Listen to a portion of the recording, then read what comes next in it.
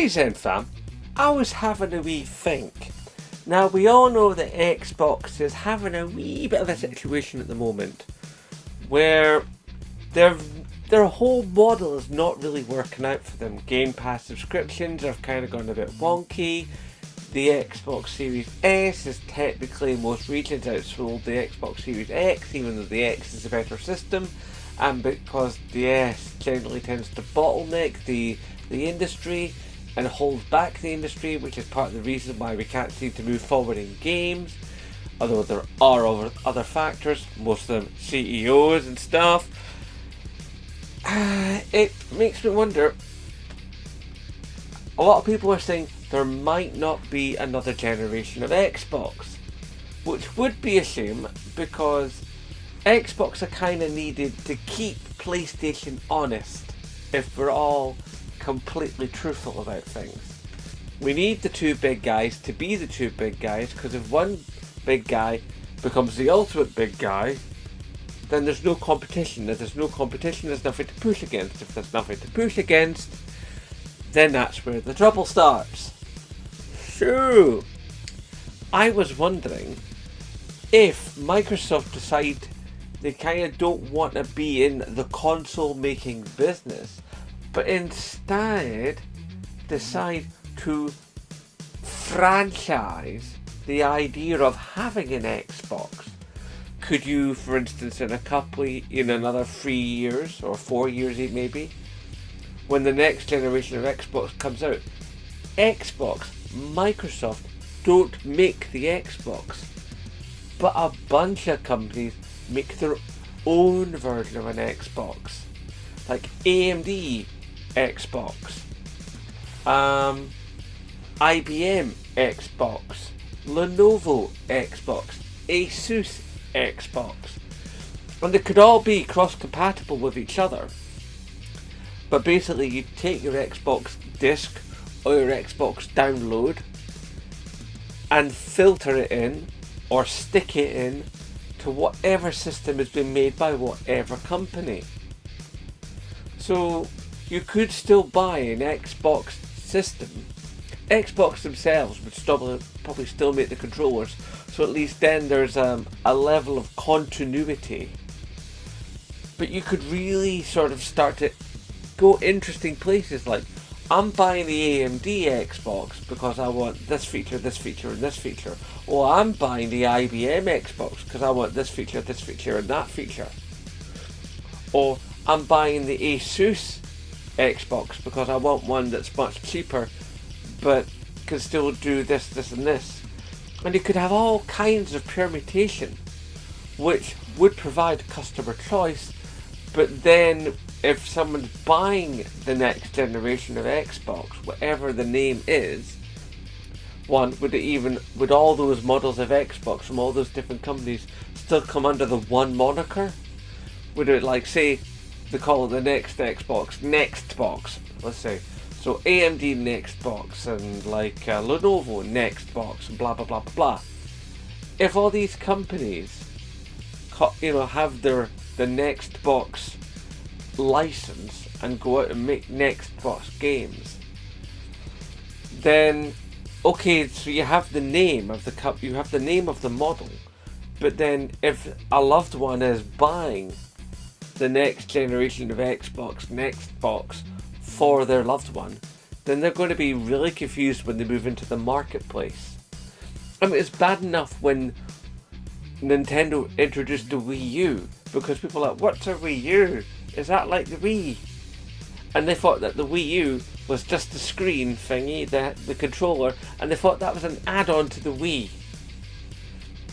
So there's going to have to be some very delicate marketing going forward if Microsoft choose that direction.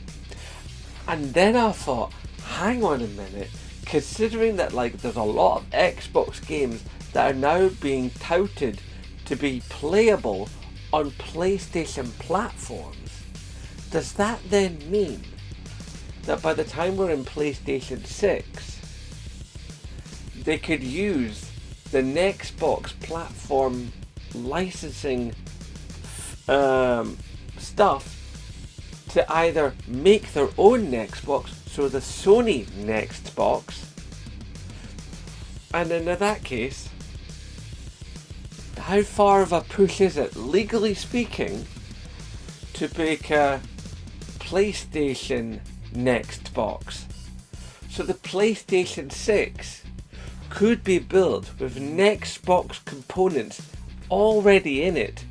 So then you have this one system that plays everything, which would then mean that PlayStation wouldn't have to have the expense of having the developers redo all the games to work on PlayStation 6. The games would just work through the Nextbox parts of the PlayStation 6 built into the system. And the only thing that would really have to be changed would have to be like if you had a button notification on screen, so instead of being X, Y, B, A, would be circle, triangle, X, circle. And I just wonder, how soon would it be before Nextbox games would just end up being PlayStation games? Considering that, you know, as I said before, PlayStation is getting the licenses for play on their platforms. In fact, could it even be the case that maybe, just maybe, Xbox in the next few years might just decide that as a publishing arm, they just let whoever wants to bid the highest to make Xboxes for them. And at that point, it might just end up being the case that Sony, being the most experienced maker of consoles outside of Nintendo, would just go, how about we just make Xboxes for you? And then the whole thing just crumbles down, because at that point, what really is the difference between an Xbox and a PlayStation? This is some interesting food for thought, which obviously, I would love to get you typey down below. Let Zembloke know. Tell me what you think. Have I finally lost my mind? Too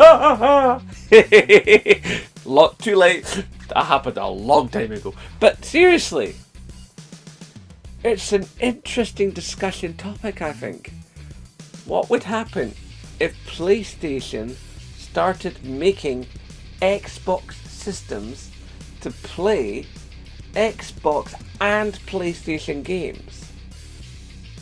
Would that in some measure keep Xbox and Xbox Game Pass alive, because they would be being made by a company that not only works on other large computer company components makers, but also has a proven track record in making home games consoles? We could be in for some very interesting times ahead in the next 3 to 5 years.